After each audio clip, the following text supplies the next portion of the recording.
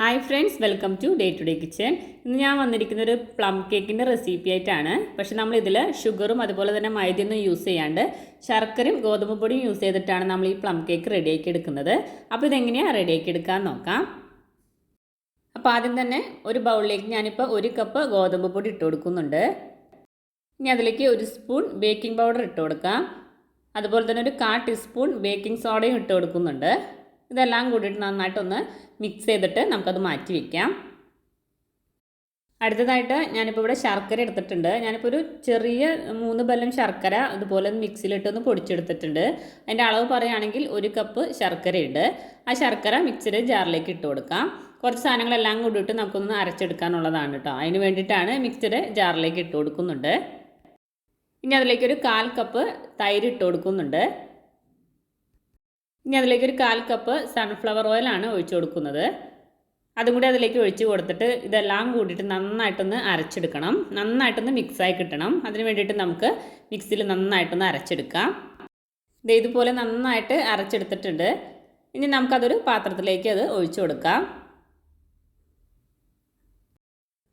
ഇനി അതിലേക്ക് നമുക്ക് പാൽ ഒഴിച്ചു കൊടുക്കണം.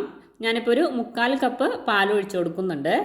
അതുകൂടെ ഒഴിച്ച് കൊടുത്തിട്ട് നന്നായിട്ടൊന്നും കൂടി ഒന്ന് മിക്സാക്കി കൊടുക്കുക. ആ പാലൊക്കെ അതിൽ നന്നായിട്ടൊന്ന് മിക്സായി കിട്ടുന്ന രീതിയിൽ നന്നായിട്ടൊന്ന് മിക്സാക്കി കൊടുക്കുക. നന്നായിട്ട് മിക്സായതിന് ശേഷം നമുക്കതിലേക്ക് നമ്മൾ നേരത്തെ റെഡിയാക്കി വെച്ചിരിക്കുന്ന ആ പൊടി ഉണ്ടല്ലോ, ഗോതമ്പ് പൊടി, ബേക്കിംഗ് പൗഡർ, ബേക്കിംഗ് സോഡ, അത് മിക്സ് ചെയ്ത് വെച്ചിരിക്കുന്നത് അതിലേക്ക് ഇട്ട് കൊടുത്തിട്ട് ഇത് നന്നായിട്ടൊന്നും കൂടി ഒന്ന് മിക്സാക്കി എടുക്കുക. അപ്പോൾ അതേ കട്ടകളൊക്കെ മാറി നല്ല മിക്സായി കിട്ടിയിട്ടുണ്ട്. ഈ ഒരു കൺസിസ്റ്റൻസിയിലായിരിക്കണം നമ്മുടെ ബാറ്റർ. ഞാനൊരു പ്ലേറ്റിൽ കുറച്ച് ഡേറ്റ്സ് ചെറുതായിട്ട് കട്ട് ചെയ്തെടുത്തിട്ടുണ്ട്. അതുപോലെ തന്നെ കുറച്ച് ടൂട്ടി ഫ്രൂട്ടി എടുത്തിട്ടുണ്ട്. അതുപോലെ തന്നെ കുറച്ച് കാഷ്യൂനട്ട് എടുത്തിട്ടുണ്ട്. നിങ്ങൾക്ക് വേണമെങ്കിൽ മുന്തിരിയൊക്കെ വേണമെങ്കിൽ ചേർത്ത് കൊടുക്കാം കേട്ടോ. അത് അവരവരുടെ ഇഷ്ടത്തിനനുസരിച്ചൊക്കെ വ്യത്യാസങ്ങൾ വരുത്താം. ഇനി ഞാൻ അതിലേക്ക് കുറച്ച് ഗോതമ്പ് പൊടി ഇട്ട് കൊടുക്കുന്നുണ്ട്. ഇതെല്ലാം കൂടിയിട്ട് നന്നായിട്ടൊന്ന് മിക്സ് ചെയ്ത് കൊടുക്കുക. അതിനുശേഷം നമ്മൾ റെഡിയാക്കി വെച്ചിരിക്കുന്ന കേക്കിൻ്റെ ബാറ്ററിലേക്ക് ഇതിട്ട് കൊടുത്തിട്ട് നന്നായിട്ടൊന്ന് മിക്സാക്കി എടുക്കുക. ഇനി നമുക്കിതൊന്ന് ബേക്ക് ചെയ്തെടുക്കാം. അതിന് വേണ്ടിയിട്ട് ഞാനിപ്പോൾ ബേക്ക് ചെയ്യുന്ന പാത്രത്തിൽ കുറച്ച് ഓയിൽ അതുപോലെ തന്നെ ബട്ടർ പേപ്പറൊക്കെ ഇട്ട് കൊടുത്തിട്ടുണ്ട്. അതിലേക്ക് നമ്മൾ റെഡിയാക്കി വെച്ച ബാറ്റർ അതിലേക്ക് ഇട്ട് കൊടുക്കാം. അപ്പോൾ ഞാൻ അതിൻ്റെ മേൽവശം ഇച്ചിരി ലെവലാക്കി കൊടുത്തിട്ടുണ്ട്. ഇനി നമുക്കതിൻ്റെ മേലെ കുറച്ച് ടൂട്ടി ഫ്രൂട്ടിയും അതുപോലെ തന്നെ കാഷ്യൂനട്ട്, ഡേറ്റ്സ്, ഇതൊക്കെ ഞാൻ അതിൻ്റെ മേലെ കുറച്ച് ഇട്ട് കൊടുക്കുന്നുണ്ട്. അത് അവരവരുടെ ഇഷ്ടത്തിനനുസരിച്ചൊക്കെ ചെയ്യാം കേട്ടോ. അതിൻ്റെ മേലെ കുറച്ച് ഇട്ട് കൊടുക്കാം.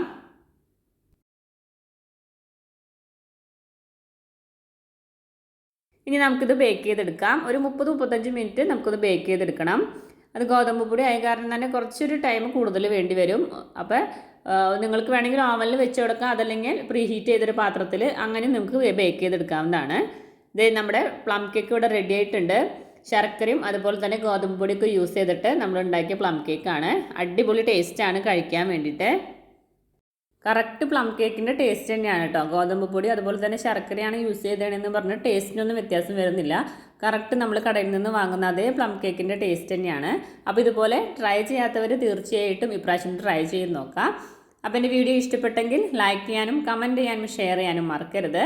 ആദ്യമായിട്ട് കാണുന്നവരുണ്ടെങ്കിൽ സബ്സ്ക്രൈബ് ചെയ്ത് സപ്പോർട്ട് ചെയ്യാനും മറക്കരുത്. താങ്ക്